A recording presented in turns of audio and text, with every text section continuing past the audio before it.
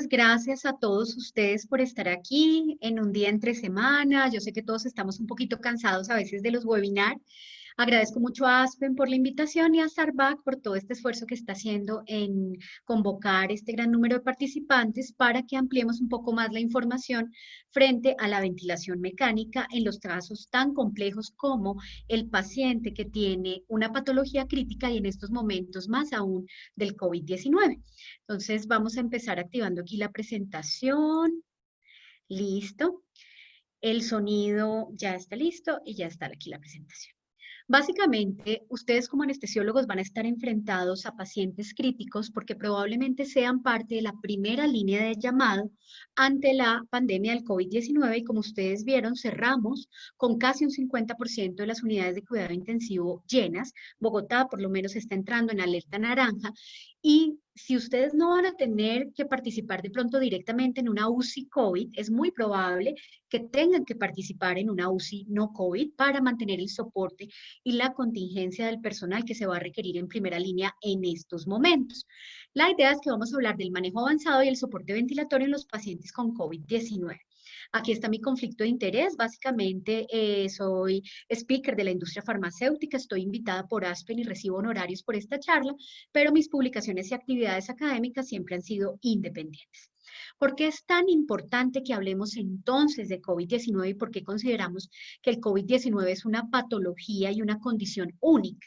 Lo primero es que mucho de lo que sabemos de sepsis, de choque séptico y de SDRA no es aplicable y que presenta una presentación no uniforme con una respuesta diferente a los tratamientos instaurados y que el pulmón puede comportarse como un franco SDRA o puede tener una distensibilidad normal.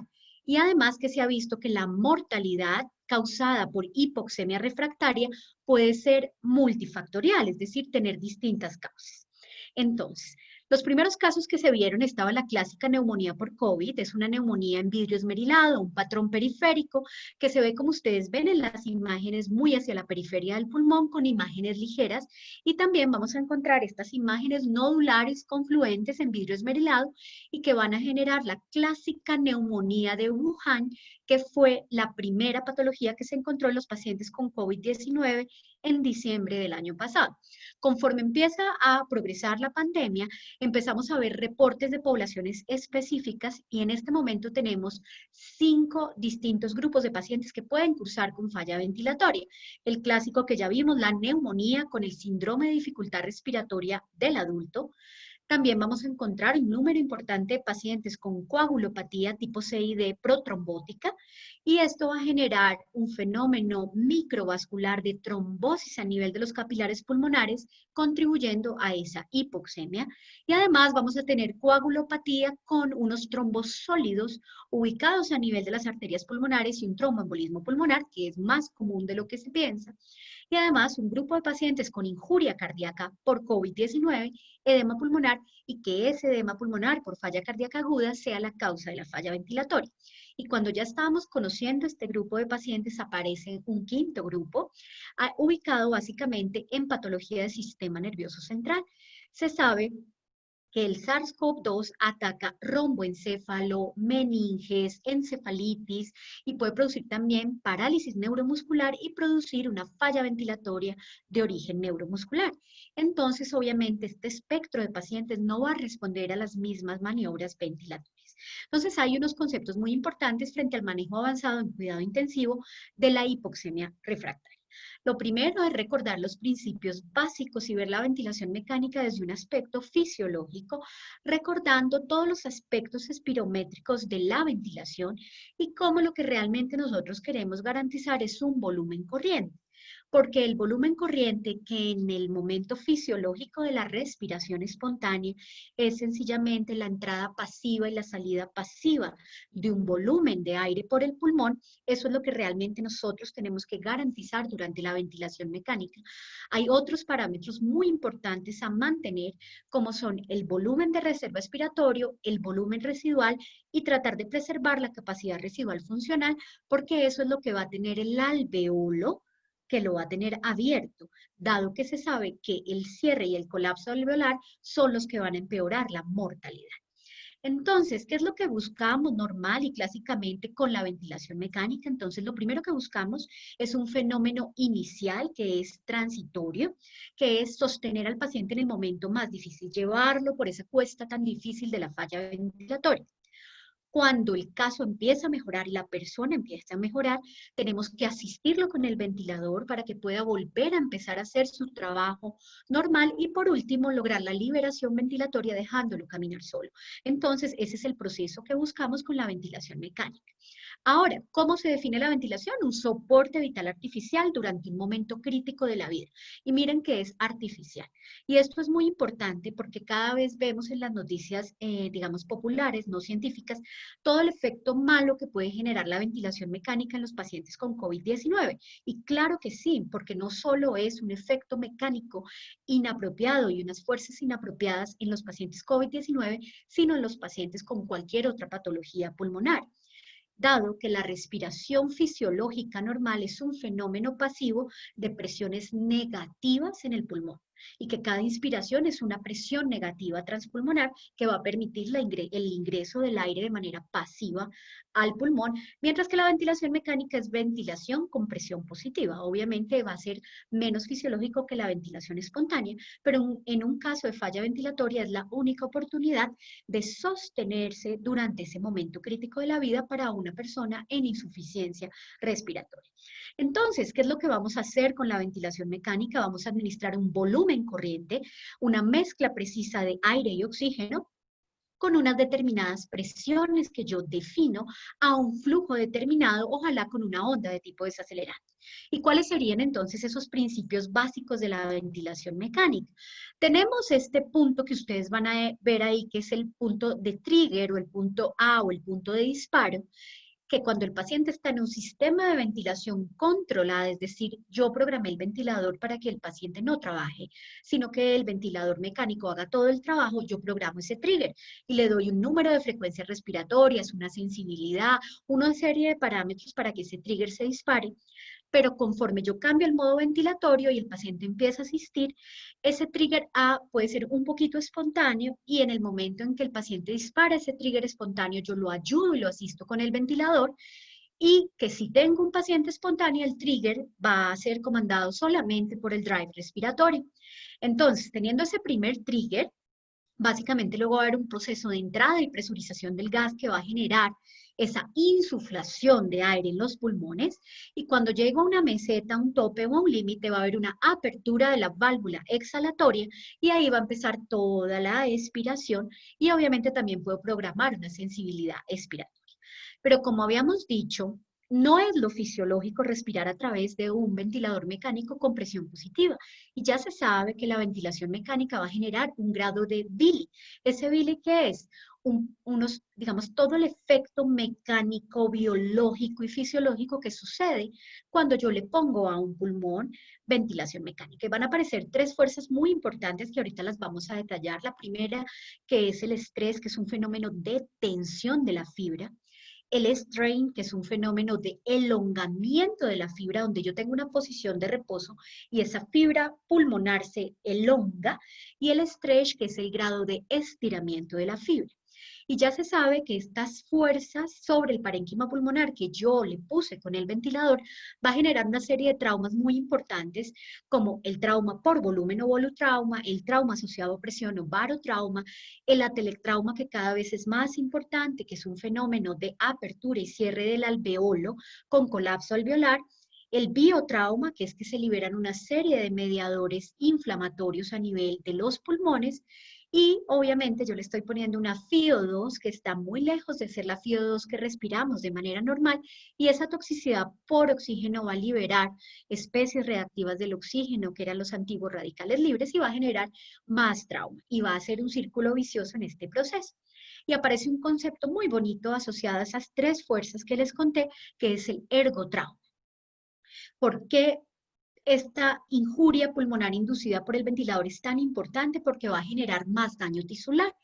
Entonces, esta respuesta biológica, que está mediada por unos mecanismos de mecanotransducción muy interesantes, que es que la fibra, al verse sometido ese pulmón a un estiramiento mecánico y al generar esas tres fuerzas de strain, stretch y estrés, va a liberar mediadores biológicos. Y eso es lo que se llama mecanotransducción, que es muy importante concepto ahorita en COVID-19.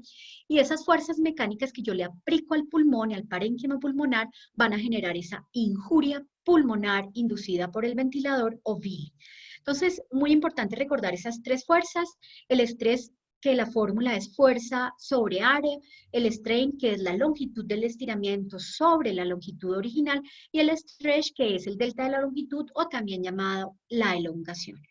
Y el problema es que cada vez que yo ventilo a un paciente y estoy ejerciendo esas fuerzas sobre los alvéolos, además probablemente no lo hago de manera uniforme, porque va a haber unos alvéolos que están colapsados por la posición del paciente en supino o porque está tan enfermo el pulmón que va a haber unas zonas de ventilación heterogénea.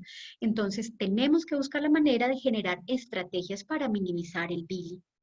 Este Billy es tan importante que ha venido evolucionando en la historia del cuidado intensivo y tal vez el concepto actual más importante es el de ergotrauma, ergo de movimiento, de fuerza y sobre todo de un movimiento dinámico en 4 dimensiones, porque se produce en las 3 dimensiones, pero por unidad de tiempo.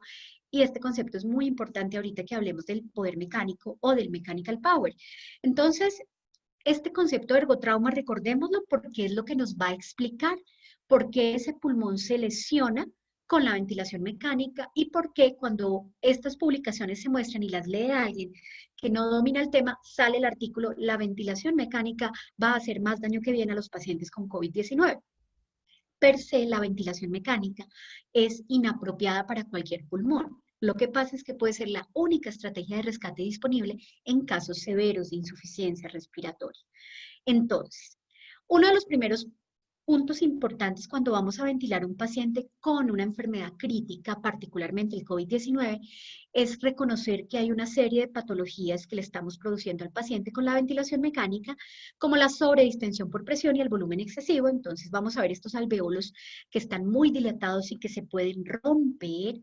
Vamos a ver además unos alvéolos grandes, bonitos, y al lado de otros que están pequeñitos, atelectásicos, y que al haber perdido ese volumen residual y al haber perdido ese alvéolo, su aire que tiene en su interior, se le va a desactivar el surfactante y luego va a haber más daño por reapertura porque no va a haber esa superficie jabonosa que lo protegía.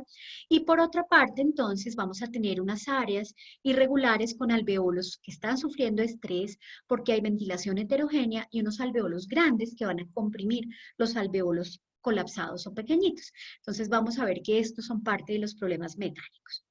¿Cuál es el problema de la lesión inducida por el ventilador? Es que se puede producir tanto en el pulmón que tiene SDRA, tanto en el pulmón con riesgo de SDRA, como en el pulmón que está sano.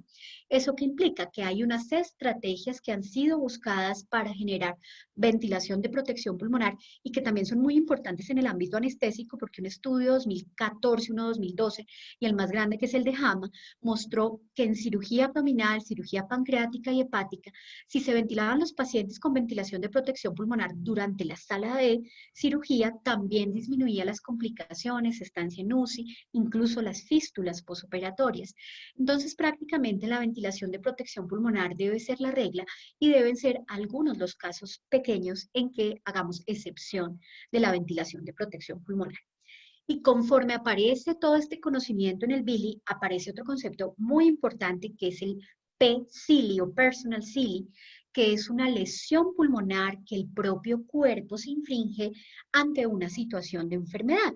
Y básicamente esta PCILI o esta Personal CILI o Self-Inflicted Lung Injury, que es una lesión propia, es un daño pulmonar producido por la dificultad para respirar. Y este término es muy importante porque es involuntario. El paciente está completamente ahogado, disneico, polimneico, pidiendo aire y no lo intubé o no le puse una cánula de alto flujo o alguna estrategia para ventilar a ese paciente o para mejorar ese trabajo y esa dificultad respiratoria. Y esto va a generar un aumento excesivo de la presión negativa transtorácica que en condiciones fisiológicas es poquito, -5, -3, pero entonces este aumento tan importante de la presión negativa transtorácica va a generar edema intersticial, va a aumentar la presión superimpuesta para el pulmón, va a generar un pulmón inflamado, edematizado, gana peso ese pulmón y va a ser parte fundamental de la fisiopatología del COVID-19. Esta personal cili o P-cili o esta lesión autoinfligida la vamos a ver en el paciente intubado y también la vamos a ver en el paciente no intubado. En el paciente no intubado, el retraso en la decisión de intubación va a ser un potenciador de ese P-cili. En el paciente que ya está intubado y está haciendo esfuerzos respiratorios, va a potenciar asincronías y va a potenciar daño pulmonar y va a potenciar el BIL. Entonces, solo intubar al paciente no nos va a proteger contra el PECIL y hay otras estrategias que ya las vamos a ver. Entonces, ¿por qué la situación es tan difícil? Lo primero es que venimos trabajando sobre un primer concepto que es el proceso de inflamación. Desde que se hable de SDRA hay que hablar de un fenómeno inflamatorio muy importante a nivel pulmonar con una liberación de marcadores epiteliales, endoteliales, inflamatorios, una cantidad de casos muy importantes. Ahora, tenemos que el pulmón sano empieza a activar un proceso durante SDRA que va a tener una fase exudativa con alteración de la coagulación, destrucción de la barrera alveolo-capilar y empiezan a proliferar fibroblastos a nivel intersticial y va a haber un aumento de las células endoteliales y va a haber una migración muy importante de células inflamatorias para terminar en una fase fibrótica. Y lo importante es que ya se sabe que hay unos marcadores muy importantes, unas citoquinas muy importantes en cada una de estas fases pulmonares. Y miren que la interleuquina 6, que ha sido tan hablada en la tormenta citoquímica de los pacientes con COVID-19, está muy metida en esa fase inflamatoria del SDRA.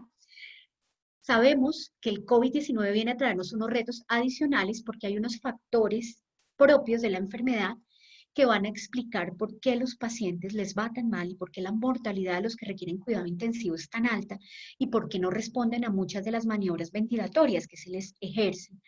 Lo primero es la severidad de la infección, la respuesta propia del huésped.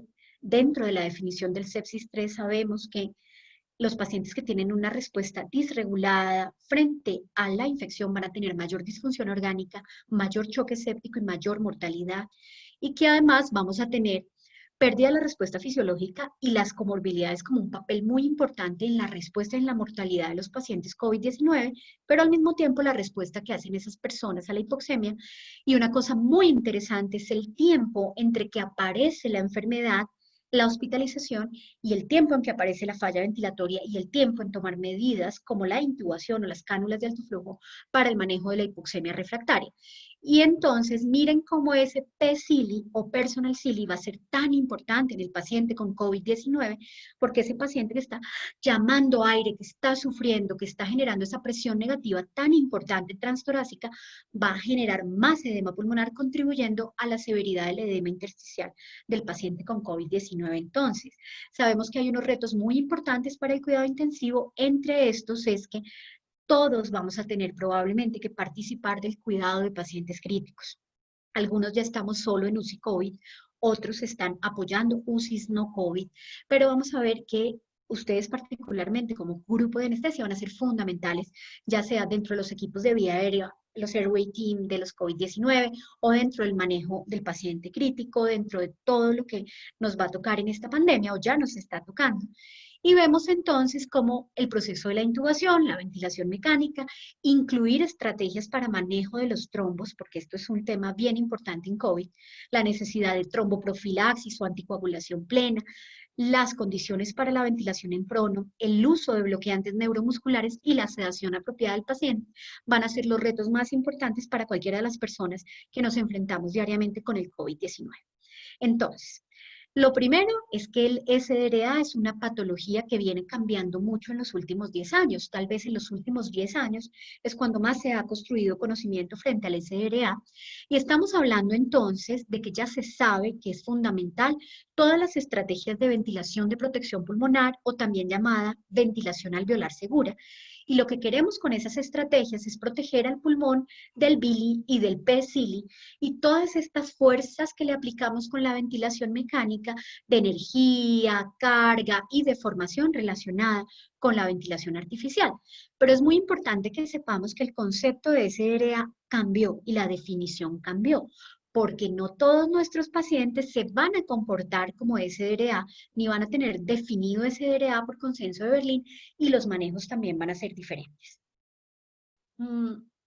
Entonces, en 1921, la ENEC describe los primeros casos de pacientes con edema pulmonar idiopático y Asbon, en 1967, empieza a hablar de hipoxemia refractaria y opacidades difusas en pacientes con mayor mortalidad, pero en 1994 se hace fundamental la definición de la Conferencia del Consenso Norteamericano Europeo, donde ya se empieza a hablar de un grupo de pacientes con infiltrados pulmonares bilaterales, que no tenían sobrecarga de volumen, que no tenían hipertensión de la aurícula izquierda, pero que tenían hipoxemia con PAFI por debajo de 200.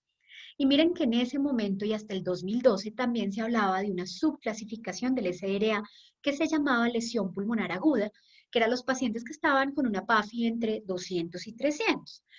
Pero en el 2012 se crea el Arts Definition Task Force, que es una iniciativa entre la Sociedad Europea, la Americana, la Sociedad Americana de Tórax, la Sociedad de Cuidado Intensivo Americano, para generar un consenso que se hizo en Berlín y que está publicado en JAMA, en el cual ya se ve que la severidad se correlaciona con la mortalidad.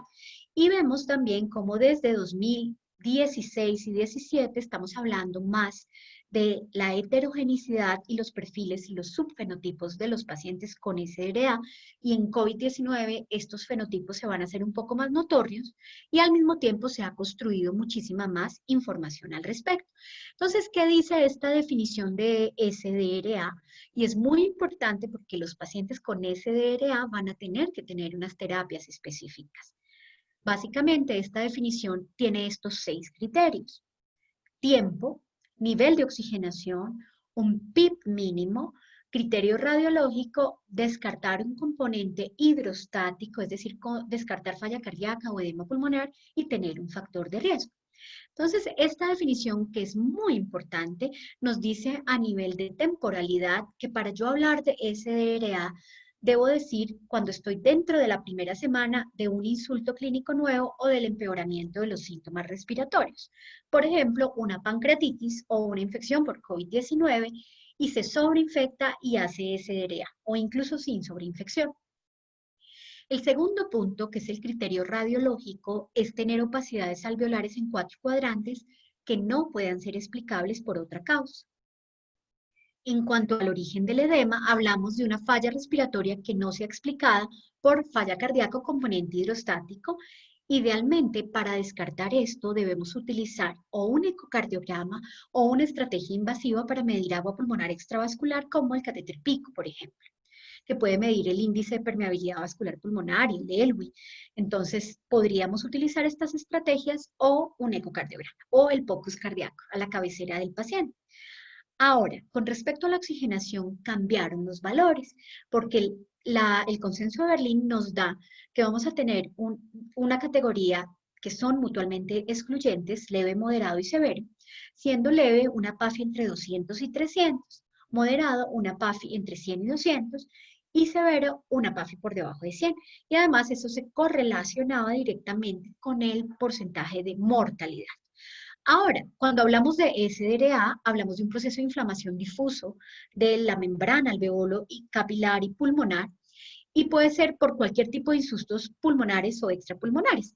Y el paciente va a sufrir un fenómeno muy importante de hipoxemia, un fenómeno sistémico de inflamación, un cambio en su permeabilidad y reactividad vascular, por eso hacen choque, hipotensión, y va a haber apoptosis de muchas células mediada por varios mecanismos que van a terminar en la falla renal y en la disfunción multiorgánica que presentan los pacientes con SDRA, y va a generar pues la mortalidad. Pero al mismo tiempo, desde el 2012 hasta actualmente, hasta la actualidad, vamos a encontrar las limitaciones en la definición de Berlín porque no incluye algunas variables como el PIB. Dice que debemos tener un PIB mínimo de 5 centímetros de agua. Esto es para descartar atelectasias o microatelectasias, pero no incluye la distensibilidad, no incluye la elastancia, el espacio muerto, no incluye biomarcadores ni disfunción orgánica y no incluye la tomografía ni los índices como el ELU o el índice de permeabilidad capilar pulmonar.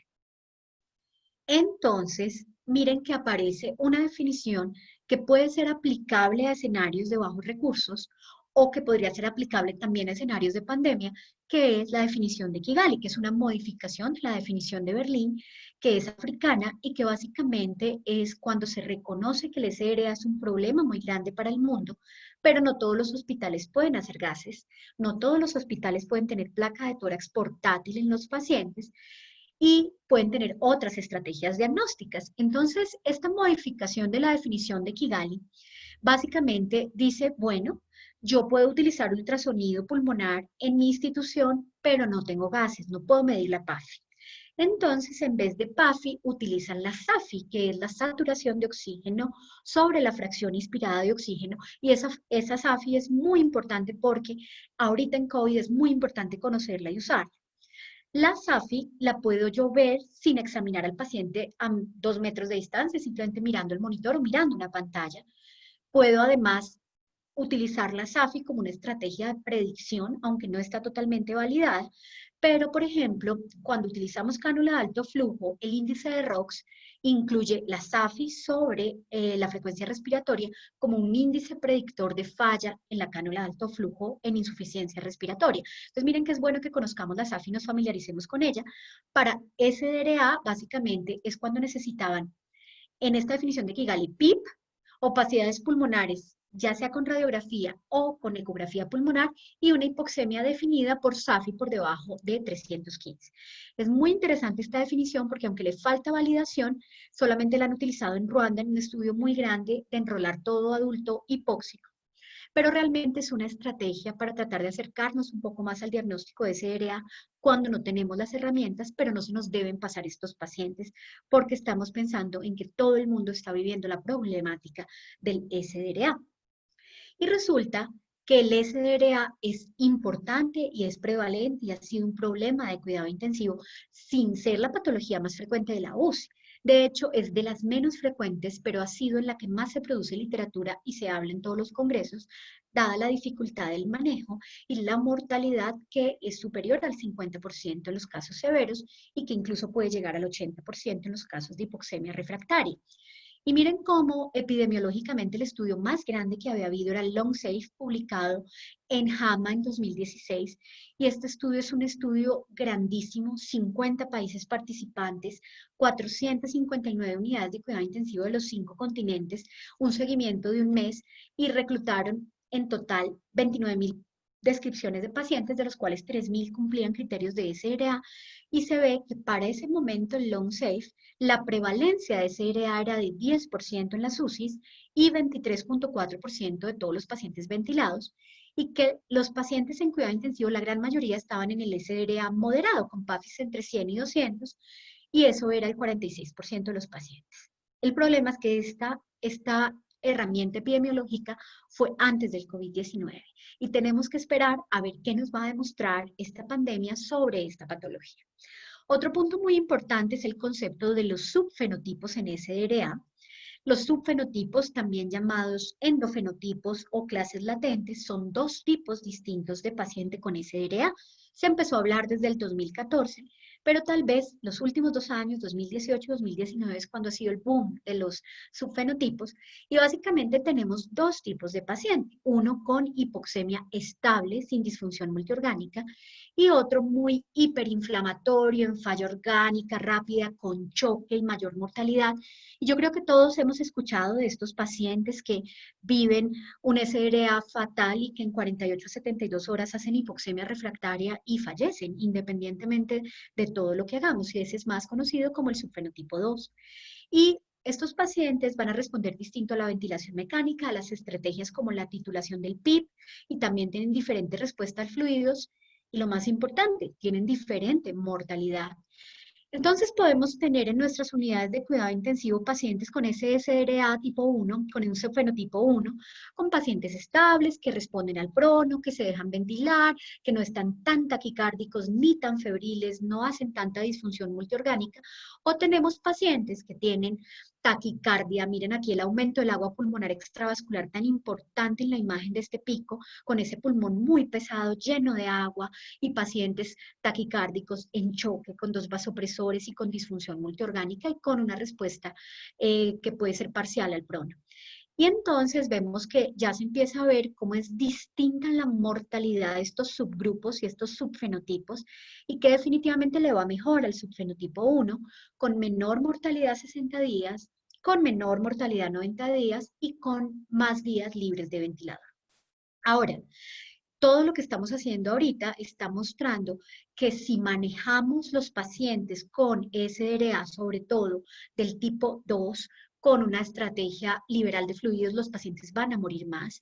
Es por eso que parte de lo más importante de la charla es que cualquier paciente ventilado con COVID-19 o con SDRA o con otro de los fenotipos que vamos a ver en el COVID-19, seamos restrictivos en los fluidos porque definitivamente aumenta la mortalidad. Entonces, miren cómo se tienen que empezar a hablar de estrategias futuras donde se separen estos dos pacientes y se manejen de distinta forma. Hemos visto que los estudios aleatorizados, cuando separan los subgrupos de los pacientes por estos fenotipos, también hubieran tenido distinta respuesta a las terapias. Entonces se sabe que identificar este fenotipo en nuestros pacientes podría ser útil en la clínica y en el establecimiento temprano del pronóstico. Ahora, ¿qué nos enseña el COVID-19 frente a estos subfenotipos? Este es el artículo tal vez más bonito del año, el artículo de Luciano Gattinoni, donde describe dos tipos de pacientes. El primer subfenotipo que lo llamó subfenotipo L, ligero, light o low, que ya cambió a subfenotipo 1 porque prácticamente es el mismo paciente y que a nivel pulmonar se comporta con baja elastancia. Recordando que la elastancia es el inverso de la distensibilidad, es decir, elastancia igual a 1 sobre distensibilidad. Estos pacientes tienen distensibilidad normal o casi normal.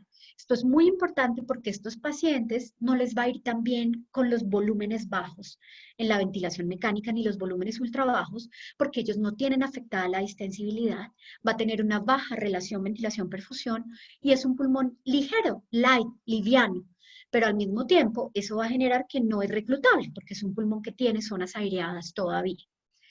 Ese pulmón L o ligero es un pulmón más sano que el pulmón H, que H o heavy o pesado o high, que va a ser el equivalente al subfenotipo 2, van a ser pulmones con alta elastancia, pero con distensibilidad muy bajita, es decir, pulmones sólidos, rígidos, duros de ventilar, que responden muy mal a esas fuerzas mecánicas que le ponemos con el ventilador, que además va a tener alto el shunt de derecha e izquierda, y es un pulmón muy pesado, lleno de agua, pero que sí le sirven las estrategias de reclutamiento, no las maniobras de reclutamiento, las estrategias de reclutamiento, porque las maniobras de reclutamiento no las debemos utilizar porque aumentan la mortalidad. Entonces, para conocer y entender un poco más de estos subfenotipos, tenemos, por ejemplo, este paciente hipoxémico con PAFI de 95, pero miren que la imagen radiológica, ese paciente no está tan malito, no tiene tanta disnea, tiene un pulmón muy negrito, con bastante aire, con algunos nódulos de neumonía por COVID, pero es un pulmón que se ve bonito, que se ve distendido, que se ve aireado. Entonces, probablemente este paciente no necesite esos volúmenes corrientes tan bajitos, no responda bien a los volúmenes corrientes tan bajos, y al mismo tiempo, pues no necesita tantas estrategias de reclutamiento, porque el reclutamiento sirve cuando yo tengo áreas sólidas, áreas que no tienen suficiente aireación. Entonces, para encontrarlo un poco más, es que este paciente con el fenotipo L puede estar estable, puede mejorar y lo podemos extubar, puede mejorar y puede requerir una traqueostomía, pero puede progresar al fenotipo H2 si no lo intubamos a tiempo o no manejamos agresivamente la hipoxemia a tiempo, porque va a generar más PECILI, o si el paciente está peleando con el ventilador, no lo relajamos y no lo sedamos, va a generar más bili y va a progresar a ese fenotipo H. Y miren aquí el fenotipo H, que tiene también una PAFI muy comprometida por debajo de 100, pero es un pulmón radiológicamente muy feo, es un pulmón muy pesado, con mucha agua en la parte posterior, con poquitas zonas negras, es decir, pocas zonas aireadas, con áreas muy sólidas. Y estos pacientes, por supuesto que si yo lo prono, por simple gravedad va a cambiar la distribución de ese líquido en el pulmón y probablemente voy a generar unas nuevas áreas con aire. Entonces, estos pacientes son con pulmones de baja distensibilidad, alta elastancia, un pulmón muy heavy, muy pesado, muy duro, pero tengo la opción de reclutar zonas que no están aireadas. Entonces, esto va a explicar por qué los pacientes con COVID-19 se comportan tan distinto. Y esta serie italiana de Gattinoni muestra que tuvieron entre 20 y 30% de pacientes con COVID-19 con este fenotipo H, subfenotipo 2, y por supuesto tenían peor pronóstico. Entonces, cuando tenemos un paciente con SRA, vamos a tener como una transición inicial en un pulmón sano, muy aireado, como el algodón de dulce que ven en la parte superior izquierda de la pantalla, donde tenemos un pulmón que permite el apropiado paso del aire, y si ustedes se dan cuenta es muy ligero, y el algodón de dulce serían los capilares que permiten adecuadamente el flujo y la circulación del aire y el oxígeno. Luego pasamos a la esponja de abajo, donde ya el pulmón se vuelve pesado, es la neumonía por COVID, pero todavía deja pasar el aire apropiadamente. Luego paso a la esponja superior que vemos en la parte superior derecha, donde es un pulmón mucho más grueso, pesado. Imagínense cuánto líquido puedo yo capturar con esa esponja, mucho líquido. Por eso es que estos pacientes tienen que tener una estrategia de restricción de fluidos temprana, llevarlos a balance neutro, si es posible, muy negativos. Y miren cómo tengo dos colores en la esponja, de tal manera que si yo cambio la posición de esa esponja y lo prono, podría obtener unos beneficios en aireación. Pero si el pulmón pasa esa fase fibrótica, vamos a tener el estropajo de abajo y vamos a tener esa esponjilla al final de la evolución y la fibrosis pulmonar relacionada con el SRA. Entonces, hasta aquí hemos conocido la fisiopatología y la importancia de hacer una ventilación mecánica con estrategia de ventilación protectora pulmonar, y queremos saber cómo salvar estos pacientes. Entonces, hasta el momento, un análisis de 29 metaanálisis y 159 artículos publicados, y este estudio Sombrilla del 2014, que logra completar datos de 20.000 pacientes, dice que hay 3 intervenciones solamente que han mostrado beneficio estadístico en mortalidad.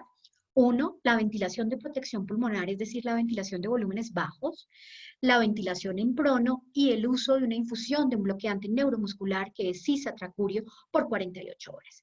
Entonces vamos a conocer cómo estas 3 medidas van a mostrarnos sobrevida en el SRA y qué hay a favor y en contra de cada una de estas estrategias. Entonces, vamos a empezar por la ventilación de bajos volúmenes, que es la ventilación de protección pulmonar. Entonces, la ventilación de protección pulmonar es utilizar volúmenes corrientes de 6 a 7 mililitros por kilo de peso predicho. Buscar mantener una presión plató o presión meseta por debajo de 30 centímetros de agua. La utilización de presión positiva al final de la expiración, es decir, de PIP, moderados a altos, con el objetivo de mantener los alveolos reclutados de manera homogénea. Y la hipercapnia permisiva, porque si yo le bajo el volumen corriente a esos pacientes, entonces va a haber una hipercapnia esperable a esa disminución del volumen corriente al menor barrido de CO2, pero yo puedo permitir un CO2 tan alto, pero que no me baje el pH de 7.2, y ese es el concepto de hipercapnia permisiva, o puedo utilizar estrategias de remoción de CO2 como el Novalonc o el Alonc o otros tipos de membranas removedoras específicas de CO2. Esta estrategia de ventilación de protección pulmonar es mandatoria en el SDRA clásico, y también responden mucho los pacientes H o subfenotipo 2, mientras que los pacientes con subfenotipo 1 o ligeros no les va tan bien a veces con estas estrategias y van a requerir un poquito más de volumen corriente, que puede llegar hasta 8 mililitros por kilogramo de peso predicho.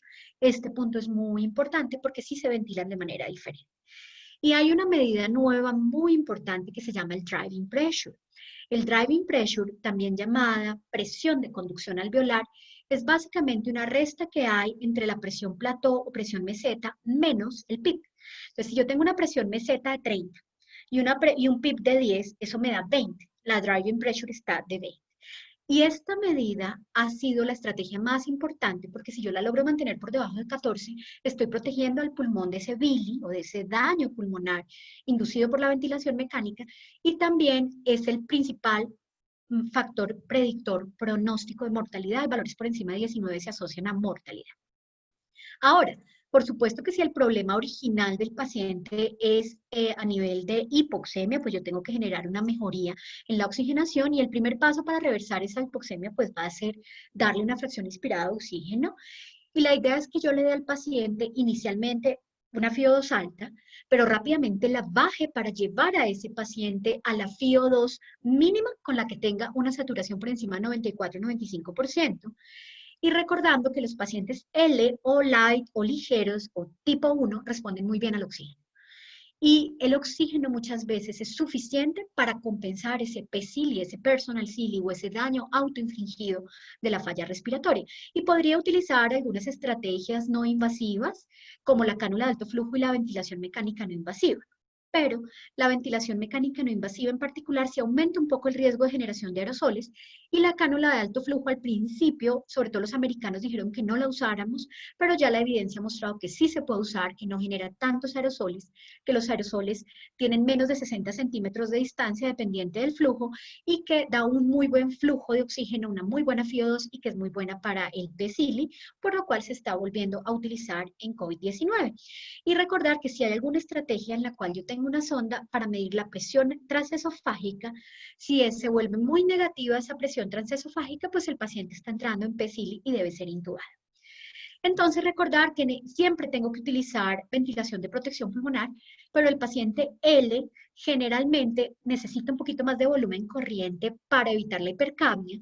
Muchas veces no requiere prono, sino que se intuba y responde muy bien a la intubación, pero requiere PIP de 8 a 10, que es un PIP moderado, no necesita más, pero sí, si estamos en franca falla ventilatoria, requiere una intubación precoz para evitar que haga una transición al otro tipo 2 o H. Y el paciente tipo H requiere ser más apretado con la ventilación de protección pulmonar, con volúmenes corrientes más bajitos, PIP más altos, y requiere estrategias como el prono y la relajación neuromuscular. Existen otras cosas muy interesantes como el Mechanical Power. Básicamente aquí les recuerdo lo que es el Driving Pressure y que es considerado el mejor predictor aislado de Billy. Pero hay un término relativamente nuevo, 3 años para acá, que es el poder mecánico o el Mechanical Power, que es muy interesante porque es la interacción de ese concepto del ergotrauma o trauma tridimensional por unidad de tiempo sobre el alveolo. Y básicamente nos habla de la carga de energía y es una fórmula que viene traída de la ecuación del movimiento, en la cual vamos a ver la energía entregada por unidad de tiempo y es un marcador de ergotrauma. Lo que pasa es que esto está un poco más a nivel fisiológico que a cosas prácticas que podamos utilizar por ahora en la ventilación mecánica. Y les recuerdo entonces cuáles son los criterios de ventilación de protección pulmonar para que no los olvidemos, porque es una de las 3 cosas que impactan mortalidad. Volúmenes corrientes de 6 mililitros por kilogramo de peso predicho, pero que podemos irnos 8, incluso 9 en los pacientes L o subfenotipo 1. Mantener presiones plató o presiones meseta por debajo de 30, utilizar PIP moderados a altos, la hipercapnia permisiva y siempre, siempre buscar un driving pressure menor de 15. Ahora, habíamos dicho que son 3 las medidas que mejoran la sobrevida en SRA. La segunda, ¿cuál es? La ventilación en prono. El estudio más importante que avala la ventilación en prono es el PROSEVA, que es un estudio grande, multicéntrico, prospectivo, aleatorizado, de casi 500 pacientes con SRA severo.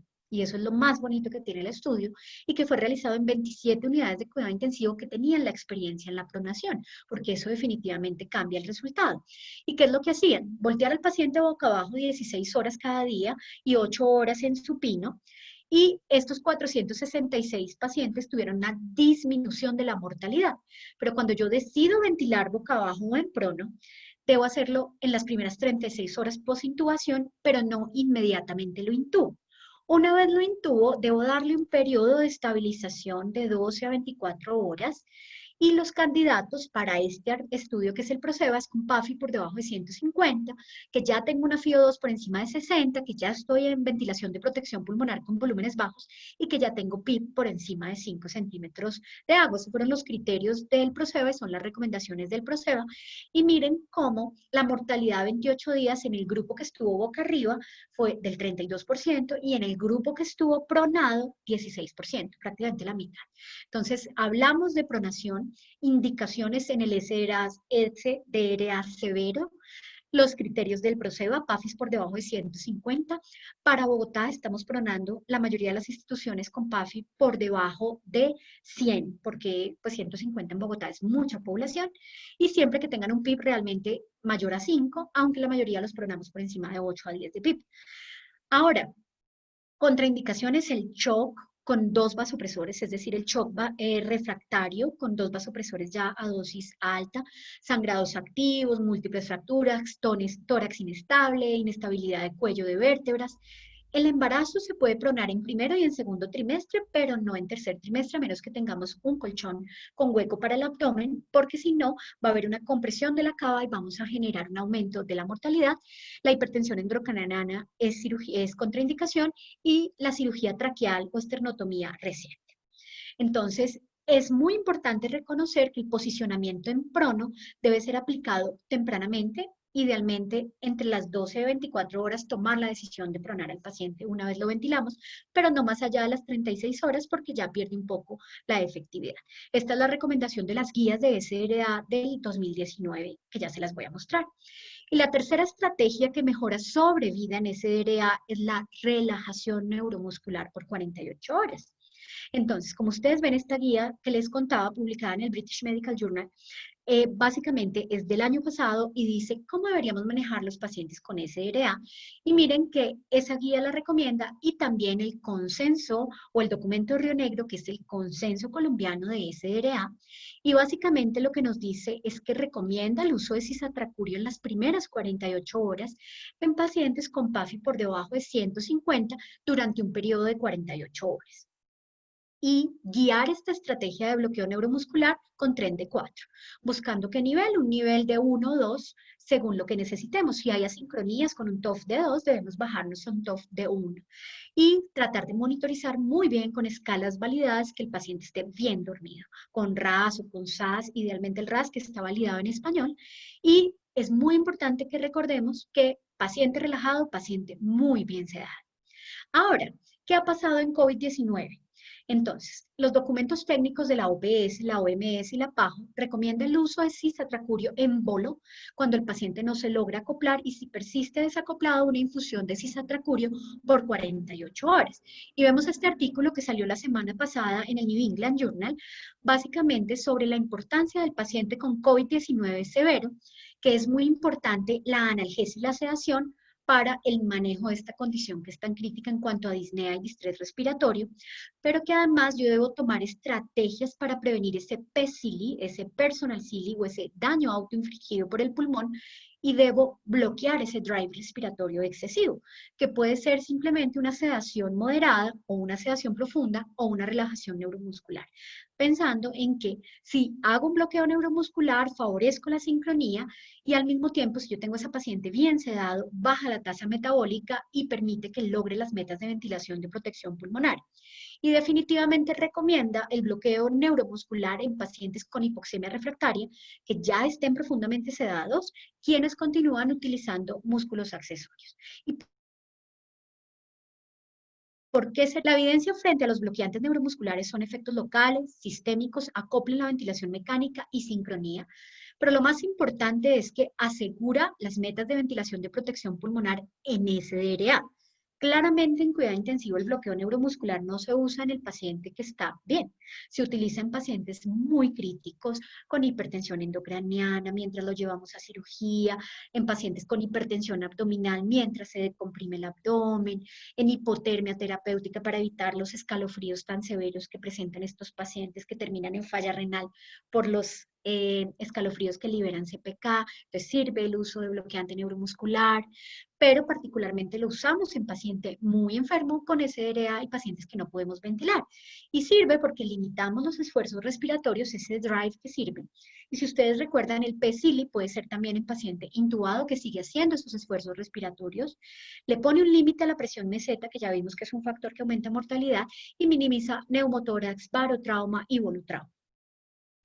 Además, tiene otros efectos en la reducción del consumo de oxígeno, efectos en inmunomoduladores y antiinflamatorios que ya vamos a ver, mejora el reclutamiento y pues esa abolición de los reflejos respiratorios para lograr el acople puede ser muy importante. Ustedes más que nadie saben la actividad de los bloqueantes neuromusculares en los receptores de acetilcolina, pero queremos saber es qué nos dice la evidencia. La evidencia grande aparece en el año 2010 con este estudio, que es el estudio de Papazian, publicado en New England y se llama el estudio Acurasis. Y este estudio es un estudio aleatorizado, controlado con placebo, en el cual administraban infusión continua de cisatracurio y eso reducía la mortalidad a 90 días, en particular en pacientes con PAFI muy comprometida por debajo de 120, y demostró que había mejor desenlace, menor mortalidad, es decir, mejor sobrevida y además más días libres de ventilador. Entonces, miren, al compararse con placebo, esta es la curva de Kaplan-Meier de sobrevida, cómo le iba mejor al cisatracurio, y además en días libres de ventilador, en barotrauma, en neumotórax, y un hallazgo anexo en menos días de falla multiorgánica. Entonces, este estudio va muy a favor del bloqueante neuromuscular. Posteriormente aparecen otros estudios, este es de 2013, que es un metaanálisis que completa 431 pacientes en 20 centros de Francia, utilizando una infusión de cisatracurio por 48 horas y mostró que había menor riesgo de muerte, favorecía el egreso de cuidado intensivo, menos barotrauma y menor tiempo de estancia hospitalaria. Y curiosamente, lo que a todos nos preocupa, no aumenta la debilidad muscular adquirida en UCI.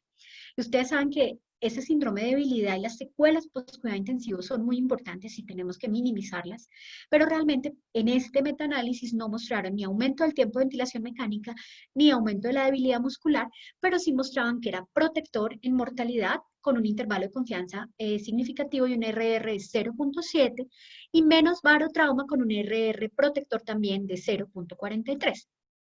Entonces, miren cómo la evidencia salió a favor del relajante neuromuscular y aquí también en cuanto a barotrauma aislado salió a favor del cisatracurio como relajante neuromuscular y si ustedes ven aquí se toca el 0 y el 1, implica que no hubo efecto en tiempo de ventilación mecánica ni en debilidad adquirida en cuidado intensivo. Entonces, esto es muy interesante para el uso del relajante neuromuscular. 2016, Intensive Care Medicine. Básicamente, las terapias como el bloqueo neuromuscular deben empezarse a pensar en pacientes con PAFI por debajo de 150 y tratar de utilizar este cisatracurio tempranamente, no cuando el paciente ya ha generado mucho daño pulmonar y daño inducido por el ventilador, y hablábamos de una infusión de 48 horas con menor mortalidad, menor barotrauma, más días de sin ventilador, y veíamos que les iba muy bien. Ahora, ¿qué podríamos pensar en los pacientes con COVID-19? Podemos reconocer unos beneficios que ya se venían hablando desde el 2018 del relajante neuromuscular sobre el concepto de inflamación. Y se sabe que estas moléculas no solo tienen receptores en el músculo liso, ni solo tienen receptores sistémicos, sino también a nivel vascular y en algunas células liberadoras de mediadores inflamatorios, por lo cual se consideran inmunomoduladores y se han visto menos marcadores de injuria epitelial y endotelial. Entonces, por ejemplo, en el 2018, este artículo publicado en Critical Care nos muestra que hay mejor desenlace en los pacientes llevados a bloqueo neuromuscular en SDRA severo y básicamente ellos querían medir si había unos biomarcadores que se afectaran más en cantidad y en medición, tanto a nivel local pulmonar como a nivel sistémico, y encontraron que sí, que el uso de estas infusiones de relajación neuromuscular con cisatracurio disminuían la interleuquina 8, la interleuquina 6, el factor de Bowen-Willebrand y el SPD y tenían un mucho mejor efecto entre más enfermo estaba el paciente y más tenía comprometida la PAFI por debajo de 120. Y miren que ahorita la interleuquina 6 es muy importante en esta tormenta de citoquinas de la que hablamos en COVID, pero recordar que solo sirven pacientes con ventilación de protección pulmonar. Otro artículo también en Critical Care y básicamente ellos dicen que esa minimización del Billy tiene también un papel mecánico y un papel antiinflamatorio directo porque va a disminuir la interleuquina 6 y la interleuquina 8. Este es otro estudio también muy interesante. Y miren que ahorita con COVID-19 estamos bombardeados de artículos que nos hablan de la tormenta de citoquinas dentro de la fisiopatología de los pacientes que fallecen y empiezan a aparecer terapias que podrían disminuir la mortalidad en los pacientes con esta cascada de citoquinas. Obviamente no hay evidencia alguna que los relajantes neuromusculares sirvan para la cascada de citoquinas por COVID-19, no hay ninguna evidencia, pero veníamos hablando que sí tenía unos beneficios en los pacientes con SDRA a nivel de inflamación severa pulmonar y que ya se había medido un menor nivel de interleuquina 6. Entonces, podría plantearse que tuviera utilidad en estos casos difíciles. Este es otro estudio muy grande que también es una revisión en cuanto a mortalidad y este es otro metaanálisis de 6.600 pacientes, 21 medicamentos comparados y realmente el cisatracurio fue protector y le dio un RR de 0.66 con un intervalo de confianza significativo y muy estrecho y le fue definitivamente muy bien en cuanto a mortalidad 28 días. Y hasta ahí íbamos muy bien. Pero resulta que el año pasado, a principios, aparece el estudio Rose. El estudio Rose, publicado por el grupo PETAL y publicado en el New England Journal of Medicine, es el primer estudio que dice que los relajantes neuromusculares en SDRA no tienen beneficio. Entonces, ¿qué pasa con este estudio Rose?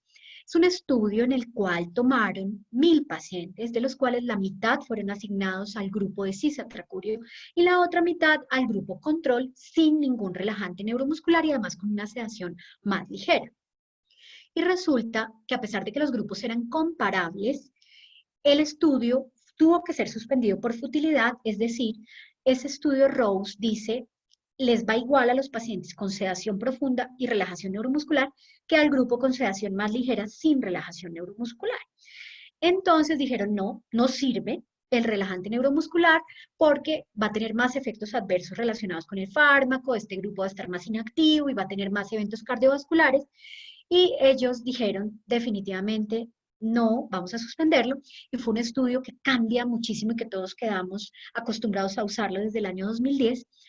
Pero miren que cuando se hacen análisis de este estudio Rose, tuvo varios problemas. El primero es que no utilizó la definición de Berlin en todos los casos porque no todos los pacientes tenían PAFI, muchos tenían solamente SAFI y como ustedes saben, la SAFI no está validada.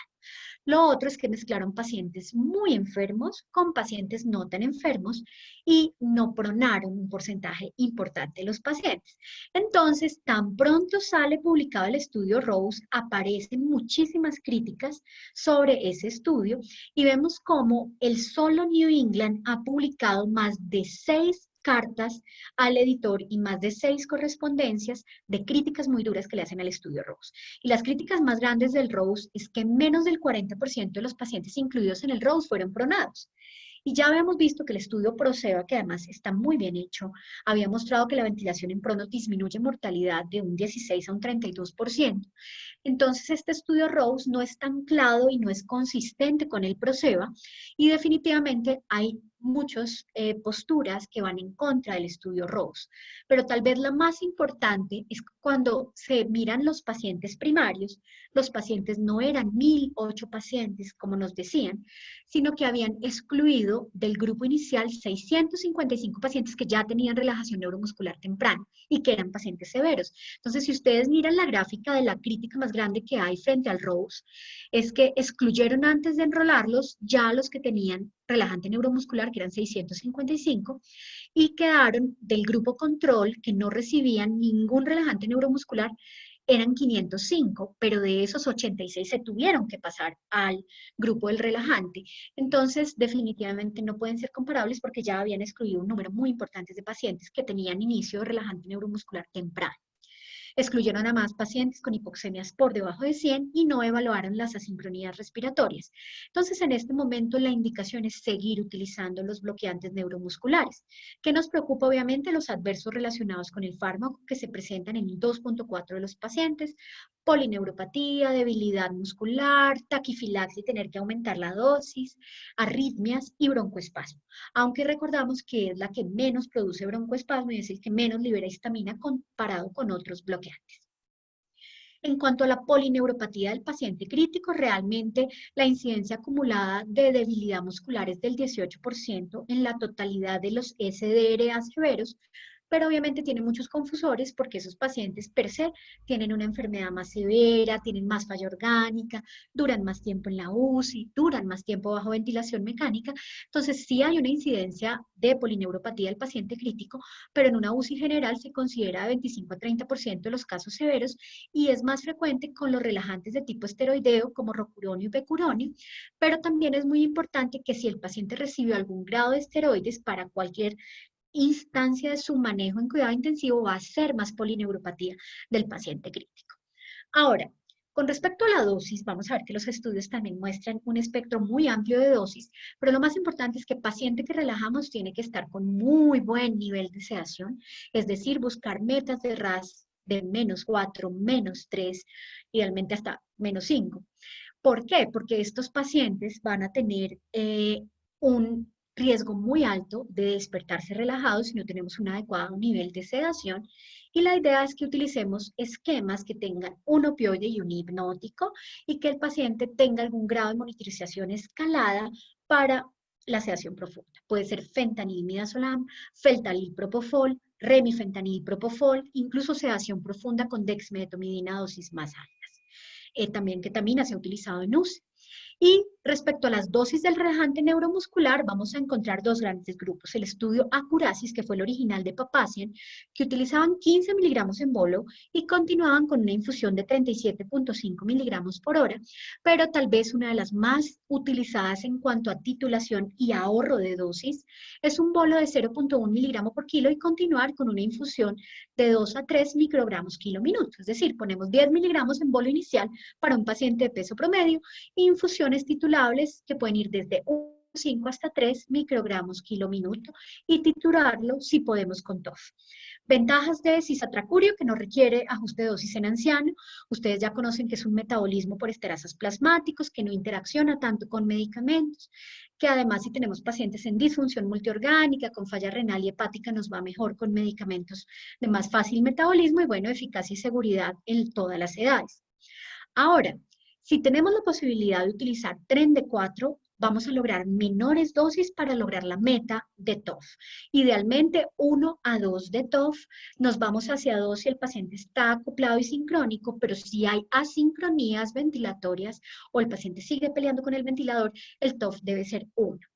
También los pacientes pronados, sobre todo en la fase inicial, deben estar relajados y muy bien sedados. Y también hay estudios que han mostrado que no debemos utilizar una dosis fija, sino una dosis individualizada y que podríamos titularlos por enfermería y que esto es seguro. Adicional, vemos cómo aparece en la Survive Sepsis Campaign 2020 para COVID-19 y vemos que ellos recomiendan la ventilación en prono y también recomiendan la infusión de relajante neuromuscular al menos por 24 horas. Y por último, es fundamental saber que va a haber muchos pacientes con hipoxemia refractaria, dado que hay múltiples mecanismos que influyen en la hipoxemia. Un punto muy importante y que de pronto en otra charla lo tomamos es que la cantidad de pacientes con fenómeno vascular microtrombótico y macrotrombótico con tromboembolismo pulmonar son pacientes muy, muy importantes y muy frecuentes y que si no tomamos unas estrategias distintas frente al manejo de la tromboprofilaxis, la dosis intermedia, la dosis ampliada, la dosis extendida o la anticoagulación plena, el paciente no va a mejorar y que va más allá de la sola ventilación mecánica. Y otra cosa muy importante es que nos vamos a enfrentar con los pacientes con COVID-19 a un grupo de pacientes que van a ser refractarios a todo, que van a tener hipoxemia e hipercapnia refractaria y van a encontrar también un paciente que estaba muy malito, lo pronamos, lo relajamos y de repente se le dispara el CO2 expirado y va a tener una hipercapnia severa. Estos pacientes hay que evaluar varias cosas. Lo primero, el nivel de sedación siempre, sobre todo cuando se pronan. El paciente puede estar pronado despierto, puede estar pronado sin intubación, puede estar pronado con cánula de alto flujo y se ha visto que esto es muy bueno. Pero si lo tengo pronado intubado, tiene que estar en la fase inicial al menos del SRA severo muy bien sedado y relajado, pero luego tengo que ir ajustando esos niveles a la evolución del paciente.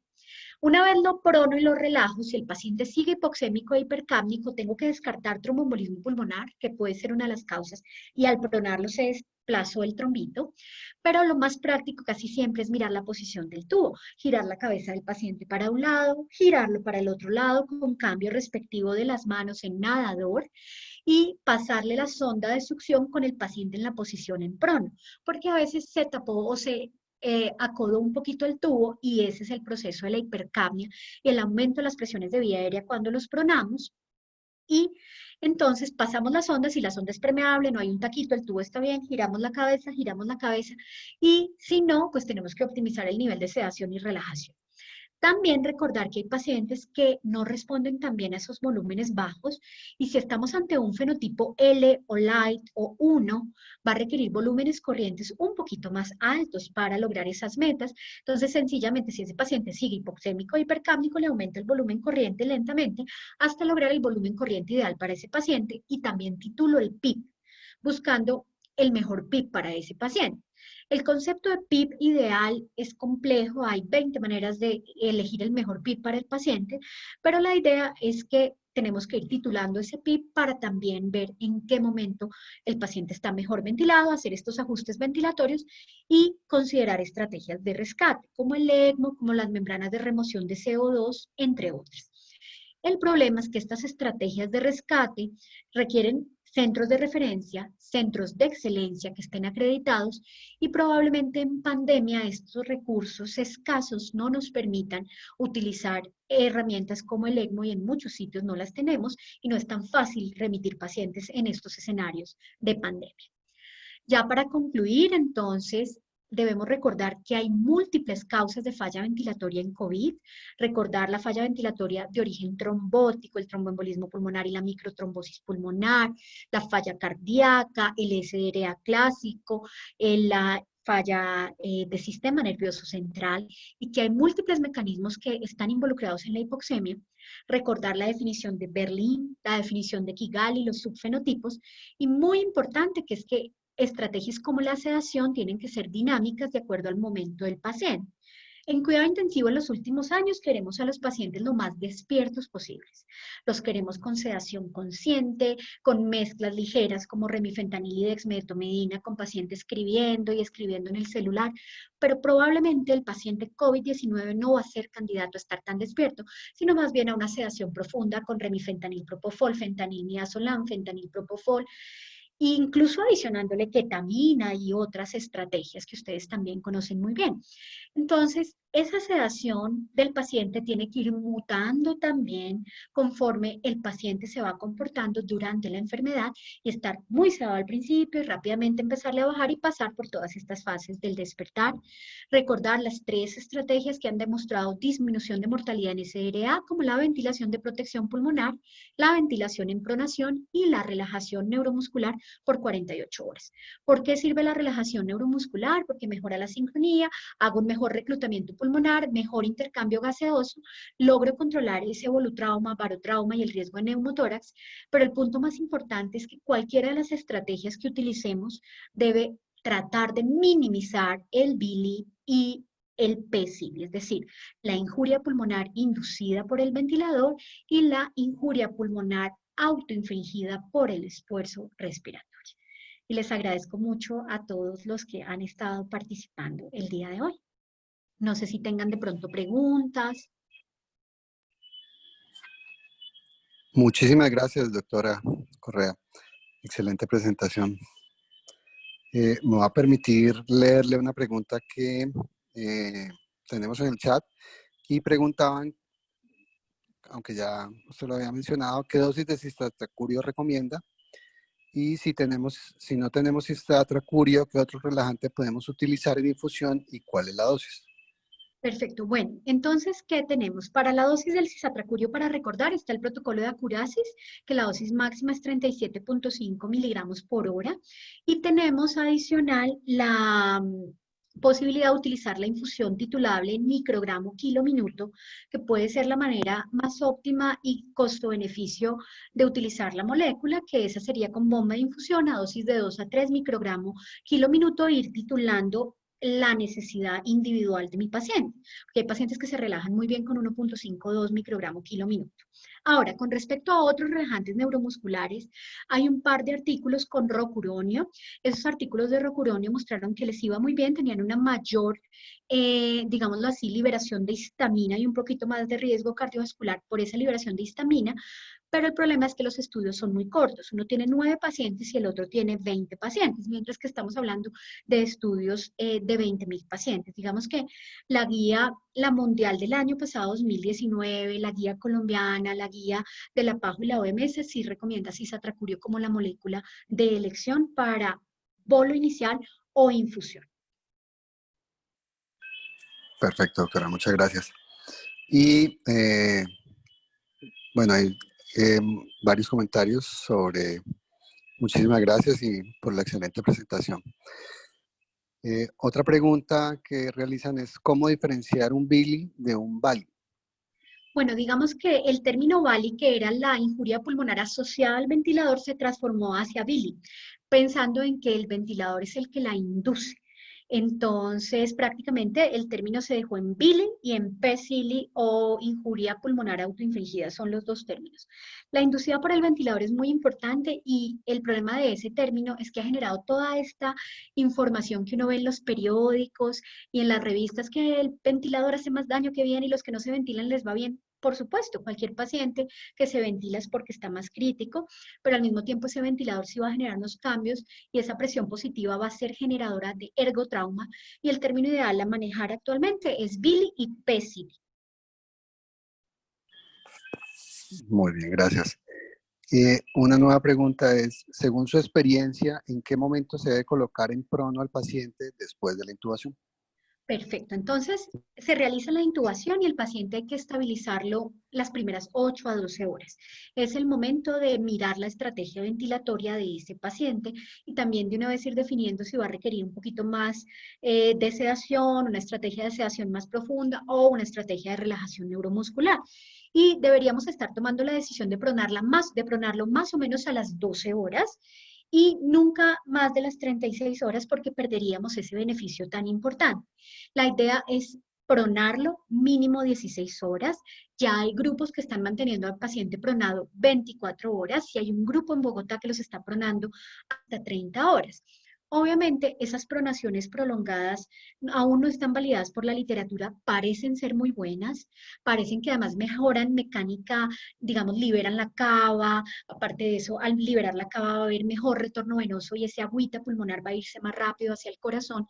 Pero por otra parte, tal vez el punto más importante de la pronación, cuando hacemos pronaciones mayores a 16 horas, es el cuidado de la piel y estar girando la cabeza con un protocolo cada 2 a 4 horas y moviendo las extremidades y cambiando también las extremidades de las piernas. Se recomienda la posición del nadador intermitente, pero sí hay que hacer estrategias para protección de las articulaciones. Los pacientes pronados hay que hacerles igual después su terapia física y toda la parte de rehabilitación importante. Gracias. La doctora Lozano pregunta, según su experiencia, ¿qué estrategia de reclutamiento nos recomienda? Perfecto. Bueno, las maniobras como maniobras de reclutamiento salieron de guías desde el 2018 porque se demostró que aumentan la mortalidad. Las maniobras de reclutamiento clásicas, que era poner el PIP y subir, subir, subir, subir el PIP, el hiper PIP, el super PIP, empezar a generar diferentes mecánicas, digamos, generar diferentes presiones ventilatorias para tratar de abrir los alveolos, mostraron un aumento en la mortalidad, sobre todo de causa cardiovascular, por colapso cardiocirculatorio, por la interacción corazón-pulmón y choque. Entonces presentaban los pacientes choque de una manera muy importante, entonces actualmente no se recomienda, pero sí hay modos ventilatorios que reclutan bien el pulmón. Hay un modo ventilatorio que es el APRV. El APRV básicamente es un modo que se trabaja con un PIP alto todo el tiempo, que se llama el PIP high, y luego se libera y se abre la válvula exhalatoria y baja la presión súbitamente a cero, haciendo unas curvas muy altas. Y es un modo que se diseñó para ser un modo espontáneo. Sin embargo, hacer pequeños ciclos de esta ventilación de presión invertida o este APRV puede ayudar a mejorar, digamos, como el reclutamiento de alveolos colapsados, los cambios de posición del paciente también ayudan. El prono es la mejor estrategia de reclutamiento porque al pronar cae todo ese líquido que está en la fase posterior del pulmón, el pulmón es más grande atrás y además por efecto gravitacional ese líquido y vamos a tener una zona aireada mucho más ancha y vamos a estar reclutando el pulmón de esa manera. Entonces la idea es generar estas estrategias. Y uno debe ventilar al paciente con el modo ventilatorio con el que más cómodo se siente, con el que mejor se sienta, ya sea un modo controlado por volumen o un modo controlado por presión o un modo como el bilevel. Nosotros, por ejemplo, utilizamos mucho bilevel, es nuestro modo, digamos, con el que más experticia tenemos. Y el bilevel pueden encontrarlo en sus ventiladores como Duopad, Bipad, Bilevel, Duolevel. Y es un modo que realmente permite hacer todas estas estrategias de ventilación de protección pulmonar y uno puede llevar al paciente en bilevel desde el momento en que lo intuba, lo prona, está muy grave, se mejora, lo despierta y lo extuba con el mismo modo ventilatorio. Entonces, realmente ese es, por ejemplo, un modo muy bonito. El modo APRB en algún momento se utilizó como estrategia de reclutamiento y modo de reclutamiento. Ahora sabemos que es un modo espontáneo, pero que se puede usar por algunos tiempos para generar ese reclutamiento. Pero las maniobras de hace 10 años de subir y subir y subir el PIB, esas maniobras aumentan mortalidad. Perfecto. Hay una pregunta relacionada con el PIB y es ¿cómo manejar adecuadamente el PIB para no dar más del que se necesita? Perfecto, muy buena pregunta. Básicamente, la presión positiva al fin de la expiración es una estrategia salvadora y definitivamente debemos utilizar PIB por encima de 6 siempre, yo diría por encima de 8. Lo que pasa es que como el Proceva está con 5 para arriba y la definición de Berlín y la definición de Kigali tienen PIB por encima de 5 para incluir los pacientes, la gente piensa que el PIB mínimo es 5. Pero realmente vamos a arrancar con 6 y lo ideal es que todos nuestros pacientes estén con más de 8, porque el PIB va a mantener los alvéolos abiertos, va a generar una estrategia de pulmón abierto, va a mantener muy bonito el surfactante alveolar y al mismo tiempo vamos a tener pulmones más homogéneos y si yo tengo alvéolos abiertos no se me van a estar dañando por el fenómeno de apertura y cierre del alveolo. Entonces digamos que hay que siempre tener PIB. La idea es que un valor moderado de PIB es 8, 10 o 12. Ya de ahí para arriba es PIB alto. Se han hecho mil estrategias para buscar el PIB ideal. Si uno tiene curvas y bucles, hace una curva y busca el punto de inflexión superior y el punto de inflexión inferior y busca el PIB más alto. Hay otra manera que es el protocolo ARSNet, que es subir la FIO2 y el PIB y mirar la saturación. Y en el momento en que uno tiene la mejor saturación con la FIO2 más bajita y ese PIB sería como el PIB ideal. Realmente yo creo que hay que ser muy pragmático, sobre todo en pandemia, porque si uno tiene 10 ventilados, hacerle las curvas y el bucle probablemente no sea práctico. Lo ideal es 8 de PIB, 10 de PIB, 12 de PIB para los casos de PIB moderado, los pacientes sobre todo de fenotipo L. Pacientes de fenotipo H con SDRA muy duro, esos pacientes pueden requerir más PIB. Pero recordando que PIB por encima de 16 ya va a tener un riesgo de colapso hemodinámico. Entonces yo creo que un PIB prudente es de 8 a 14 máximo para los dos tipos de pacientes. Y ya los de PIB más alto que sean casos muy puntuales, muy específicos. Gracias. Eh, Otra pregunta. ¿Cómo determinar que ya no hay que pronar al paciente? Muy buena pregunta, es muy difícil porque realmente no se sabe cuántos ciclos de pronación son los ciclos ideales. Muchas veces el paciente mejora tanto con el prono que uno lo prona 2 veces y ya luego dice, no, ya no necesito pronarlo más. Y resulta que el paciente se deteriora y cuando se vuelve a pronar ya no le sirve. Digamos que lo que se ha visto es que el paciente que se pronó 4 veces y no presentó mejoría, probablemente no presente ya mejoría alguna. La idea es que uno debe pronar al paciente hasta que al ponerlo en supino y pasen un par de horas de supino y se evalúe la SAFI, la frecuencia respiratoria, el acople, que no se caigan los volúmenes de corrientes y que no se aumenten mucho las presiones de vía aérea y no se deterioren mucho los gases, ahí uno puede decir, le está sentando bien el supino y ahí ir mirando si lo deja de pronar. Pero a veces cometemos el error de dejarlos de pronar muy pronto. Pero recuerden que igual no todos los pacientes van a requerir prono. En COVID-19, no todos los pacientes. Yo creo que estamos hablando de un 30-50% de pacientes que pueden requerir pronación. No todos los que van a estar en la unidad, ni todos los COVID-19. Muchas gracias. Y una última pregunta del doctor Jaramillo. Bueno, creo que son dos preguntas. La primera es, ¿cuál es el mejor momento para definir una traqueostomía? Y la segunda es pronación en pacientes extubados. ¿Cuál es la evidencia que usted tiene, doctora? Perfecto. Entonces, el momento de la traqueostomía en COVID-19 está discutido, pero realmente el momento que parece ser óptimo es el día 14. Digamos que habíamos la traqueostomía temprana por debajo de los 7 días sobre los cuarto, quinto día, realmente no tiene tanta beneficio sobre una traqueostomía del día séptimo, particularmente en paciente neurocrítico, de hemorragia subaracnoidea o de trauma. Entonces veníamos más o menos haciendo traqueostomías sobre el día séptimo o décimo en los pacientes que tenían algún tipo de patología neurológica o pulmonar severa o neuromuscular que uno sabía que se iban a quedar mucho tiempo ventilados. Sin embargo, en COVID-19, como el riesgo de aerosoles al manipular vía aérea es alto, recuerden que la idea es que nosotros nos protejamos siempre todos lo máximo que podamos. La idea es que esa traqueostomía esté en un momento en que asumamos que el paciente está mejor o ya no es infectante.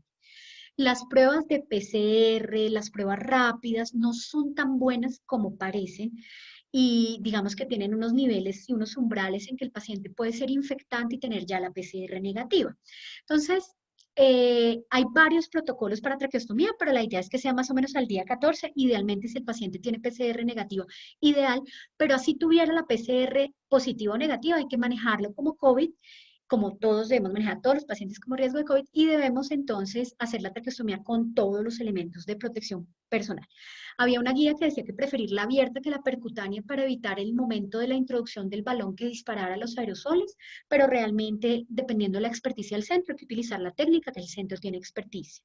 Y la pronación en paciente extubado no tiene evidencia, pero tiene cantidad de casos muy, muy bonitos de pronar pacientes con cánula nasal, con cánula de alto flujo, pronar pacientes con máscara simple y con máscara de no reinhalación. Y hay una cosa muy importante, el paciente se siente mejor y tolera muy bien el prono, entonces se les puede decir duerma boca abajo y pase las mayores horas boca abajo y sí mejora mucho saturación, nosotros ya lo hemos hecho, sé de otros grupos que lo han hecho también con cánula de alto flujo y el paciente se siente mejor y a los 5 minutos la saturación, al menos de los 5 minutos la saturación ha mejorado y la SAFI mejora. No en pacientes que están muy choqueados, no en paciente que tenga alto riesgo de falla ventilatoria, porque luego de despronarlo para intubarlo, nos tocaría intubarlo de afán. Y recuerden que debemos tratar de que el manejo de la vía aérea siempre sea muy planeado, muy metódico, muy organizado y en condiciones de tranquilidad y no corriendo para intubar a un paciente que falló. Pero sí está descrito en pacientes no tan malitos y es una estrategia espectacular y disminuye el número de intubaciones. El paciente ideal para pronar despierto y extubado sería el paciente con cánula de alto flujo, porque ese está protegido de la hipoxemia con una cánula que le da alto flujo de oxígeno, que le da PIP, que le da un PIP equivalente a 5 centímetros de agua, es ideal ese paciente. Perfecto, doctora. Excelente presentación. Nuevamente le doy las gracias Gracias, no, por muchas haber. gracias a ustedes por la invitación, de verdad, Aspen, también por traernos a esto. Creo que la alianza entre anestesia y cuidado intensivo es fundamental en estos momentos. Somos un equipo, entonces estoy muy contenta de estar aquí con ustedes, que me hayan abierto las puertas y muchísimas gracias por la invitación.